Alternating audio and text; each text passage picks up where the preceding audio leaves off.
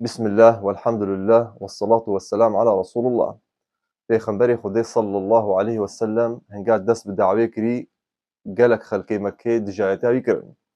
که یک جوا آمی بو ابو لهب هنگا چوی سر گلک و باکرا بنا باکرا مزنی و عشیرتی و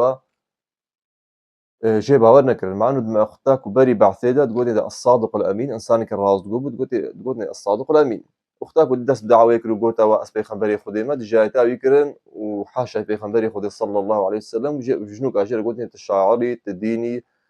جنکردنە لاشێتەدا گەلک ئەوسافی نەباش دانە پاڵ پێغەمبەری ما صلی الله عليه وسلم و بڕاستی پێغەمبەری ما صلی الله عليه وسلم و ئەو سەحابی وی کوپێرە gelek derd û narahetê dîdin Mekkê de fetrê bîdayeta dawî de kekirine di şuebê Ebî Talib de û çend sala hîsar danîne ser we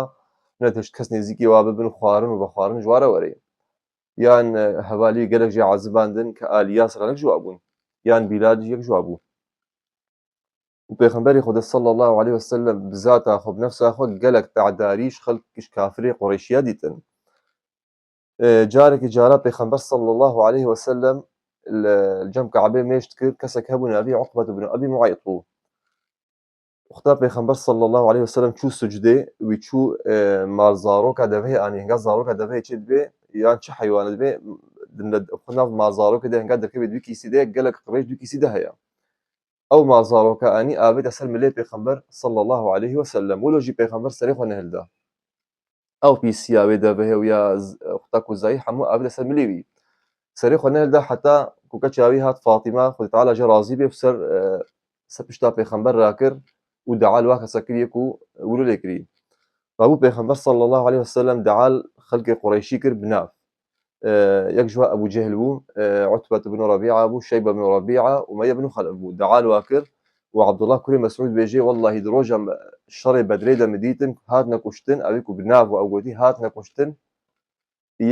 هەموو ئاوێتنە بیرەکەیدا خوتا و بهێن واقعیت ئاوێتنە بیرەکەیدا إلا یەک جوا هەبوو کە ناوی ئومەیە بن خەلەف بوو ئەو نە ئاوێتنە بیرەدا چکۆ قەت بوو دوی شەڕیدا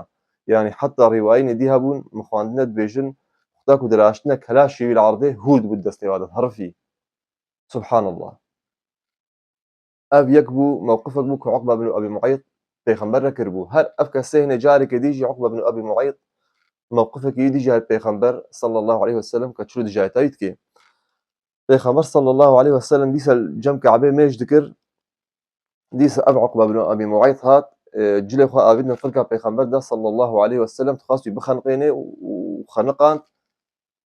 أبو بكر هات تحفك ليدا قلت شلوت هاتي كسر تبوكجي كنت بيجي خداي من الله يعني دعوة توحيد ذاتك دعوة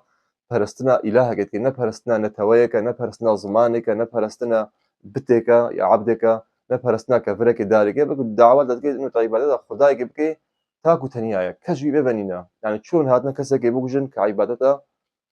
كدعوتك تعبادته إله الله تنبكي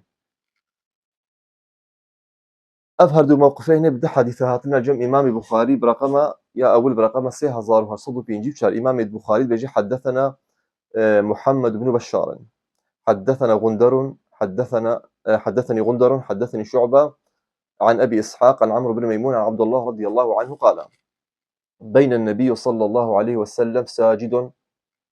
وحوله ناس من قريش جاء عقبة بن أبي معيط بسال جزور فقذفه على ظهر النبي صلى الله عليه وسلم فلم يرفع النبي صلى الله عليه وسلم رأسه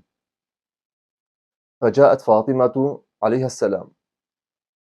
فأخذته من ظهره ودعت على ما صنع فقال النبي صلى الله عليه وسلم اللهم عليك الملأ من قريش أبا جهل بن هشام شيبة بن ربيعة عتبة بن ربيعة أمية بن خلف أو أبي بن خلف الشاك الشعبة فرأيتهم قتلوا يوم بدر وألقوا في البئر إلا أمية بن خلف أو أبي لم يلقوا في البئر تقطعت أوصالهم لم يلقوا في البئر أف حديثان صحيح الجمع إمام البخاري هاتي برقم 3000 بشار هروها موقفي دي أوجي حديثك الجمع إمام البخاري برقم 3805 شاش بيجي حدثنا عياش بن الوليد حدثني الوليد بن مسلم حدثني الأوزاعي حدثني يحيى بن أبي كثير عن محمد بن إبراهيم التيمي قال حدثني عروة بن الزبير قال